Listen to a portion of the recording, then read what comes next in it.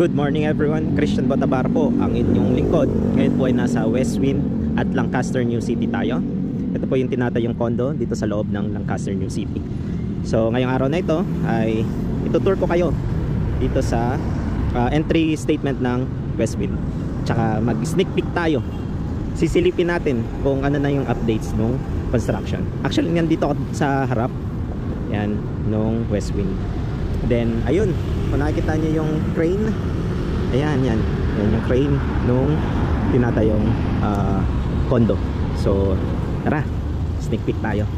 So ito, galing akong seminar tsaka training nung Easy Homes.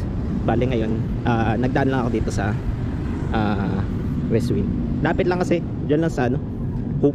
So ayan, silip tayo.